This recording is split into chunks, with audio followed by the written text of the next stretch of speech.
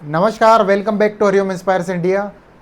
क्या इजराइल ने ब्रह्मोस से भी तेज़ मिसाइल का परीक्षण कर लिया है, या इजराइल के पास ऐसी कोई मिसाइल एग्जिस्ट करती भी है या नहीं कि जो कि ब्रह्मोस से भी तेज़ हो, या सुपरसोनिक मिसाइल जो ब्रह्मोस हमारी जो क्रूज़ मिसाइल है उससे भी तेज़ और सटीक तरीके से निशाना लगाने वाली ऐसी कोई मिसाइल जो है वो इजराइल के पास मौजूद है। और क्या इजराइल इस प्रकार की मिसाइलों को भारत को ऑफर करने वाला है? इन्हीं सभी सवालों के जवाब इस वीडियो में जानेंगे। लेकिन अभी तक आप हमसे नहीं जुड़े हैं तो प्लीज़ हमसे जुड़ने का प्रयास कीजिएगा, जिससे कि हमारी खबरों के नोटिफिकेशंस जो है आप तक समय से पहुंच पाए। तो क्या इजराइल के पास गोल्डन होरिजन नाम की कोई मिसाइल एग्जिस्ट करती भी है या नहीं, हम जानेंगे। लेकिन आजकल इंटरनेट पर जो है एक आर्टिकल से बड़ा पब्लिश हो रहा है कि क्या भारत को भी इस प्रकार की जो मिसाइल है वो इजराइल ऑफर करने वाला है। आने वाले टाइम में जो है प्रधानमंत्री जो नरेंद्र मोदी है वो उनकी विजिट इजराइल की होने वाली है। ऐसे में कई जो डिफेंस पैक्ट है वो भारत और इजराइल के बीच होने वाले हैं। तो क्या यह उम्मीद लगाई जा सकती है कि रक्षा के क्षेत्र में जो है भारत और इजराइल के मध्य जो डिफेंस पैक्ट होंगे उसमें गोल्डन होरिजन नाम की जो मिसाइल है वो भी कहीं ना कहीं जो है यदि एग्जिस्ट करती है तो क्या भारत को उसको परचेस करना चाहिए, या इजराइल खुद आगे रहकर इस प्रकार की मिसाइल को जो है ऑफर करेगा? तो आपको याद होगा अभी कुछ समय पहले अमेरिका के कहने पर कतर पर जो है इजराइल ने एक बड़ा अटैक किया था। चूँकि वहाँ पर हमास के कुछ आतंकी मौजूद थे, इस वजह से इजराइल ने जो है अपनी जो गोल्डन होरिजन मिसाइल है उसी के द्वारा ये कहा जाता है कि उसी के द्वारा जो है अटैक किया गया था। और एक बड़ा सटीक तरीके से या यूँ कहे कि इस गोल्डन होरिजन मिसाइल को इस तरीके से डेवलप किया गया है, इस तरीके से इसको डिज़ाइन किया गया है कि जो एनिमी कंट्रीज़ है उसके या तो फिर प्रेसिडेंट को टारगेट करना हो, या फिर न्यूक्लियर रिएक्टर हो किसी प्रकार का बड़ा, यानी कि न्यूक्लियर जो बॉम्ब है उसको टारगेट करना हो, तो उसको स्पेशली ध्यान में रखते हुए इस प्रकार की जो गोल्डन होरिजन मिसाइल है वो इजराइल के द्वारा डेवलप की गई है।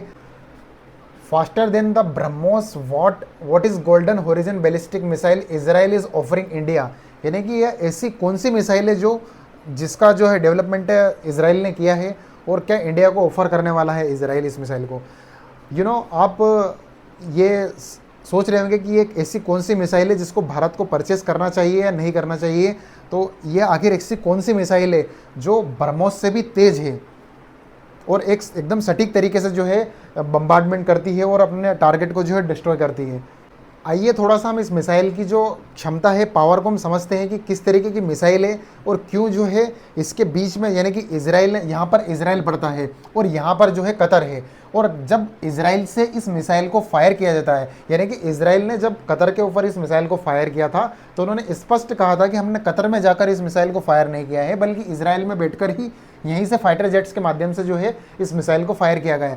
तो यहाँ जॉर्डन है, कुवैत है, इससे होती हुई ये मिसाइल गई और कोई भी देश जो है इसको डिटेक्ट नहीं कर पाया। इवन यहाँ की कतर के पास जो है अमेरिका का जो डिफेंस सिस्टम है वो कतर के पास ऑलरेडी मौजूद था। तो अमेरिका का जो डिफेंस जो इक्विपमेंट है वो भी इस मिसाइल को डिटेक्ट नहीं कर पाया, और कतर के अंदर जो है हमास के आतंकी बैठे हुए थे, जो डीपली बंकर में बैठे हुए थे, उनको इस मिसाइल ने जो है डीपली तरीके से जो है डिस्ट्रॉय किया। और कहीं ना कहीं इस मिसाइल की खासियत ही यही है कि एक डीप तरीके से जब बम्बार्डमेंट करना हो, डीपली तरीके से जो है एक तरीके से किसी प्रेसिडेंट को, किसी भी एनिमी कंट्रीज़ के प्रेसिडेंट को टारगेट करना हो। अब बात यह आती है कि अगर इस प्रकार की मिसाइल भारत के पास नहीं है तो इस प्रकार की मिसाइल की आवश्यकता भारत में क्यों है, और क्यों जो है ये ब्रह्मोस मिसाइल से अलग है। हम देखेंगे कि किस तरीके से जो हमारी ब्रह्मोस मिसाइल है वो ब्रह्मोस हमारी क्रूज मिसाइल है, और ये गोल्डन होराइजन नामक जो मिसाइल है ये एक बैलिस्टिक मिसाइल की तरफ जो है काम करती है। यानी कि बैलिस्टिक मिसाइल क्या होती है? बैलिस्टिक मिसाइल पहले एक लंबा पाथ तैयार करती है, यानी कि पहले ऊपर जाती है और फिर अपने टारगेट को वापस नीचे आकर के जो है डिस्ट्रॉय करती है। यानी कि एक तरीके से पहले जो बैलिस्टिक मिसाइल है वो अपनी हाईले यहाँ पर किसी ऊपर जाएगी और फिर से जो है अपने टारगेट को डिस्ट्रॉय करने के लिए वापस से नीचे आती है, और जब नीचे आती है तो इसकी लगभग मैक 4 के समथिंग जो इसकी स्पीड होती है बैलिस्टिक मिसाइल की, और बैलिस्टिक मिसाइल में ही इसको जो है काउंट किया जा रहा है। और जो हमारी क्रूज मिसाइल है ब्रह्मोस वो डायरेक्टली जो है एक सिंगल पाथ की तरह जो है एक तरीके से जो है कवर करती है, चलती हुई जाती है और अपने टारगेट को डिस्ट्रॉय करती है। राडार से बचने के लिए वो नीचे नीचे उड़ान भरती हुई कहीं ना कहीं एक तरीके से अपने टारगेट को जो है डिस्ट्रॉय करती है। अब बात आती है कि ऐसे जो है इस मिसाइल की भारत को आवश्यकता क्यों है। हमारे पास ऑलरेडी जो है इस प्रकार की मिसाइल से मौजूद है, चाहे वो अग्नि 5 हो, यानी कि और भी कई मिसाइलें हैं जो भारत के पास ऑलरेडी मौजूद है।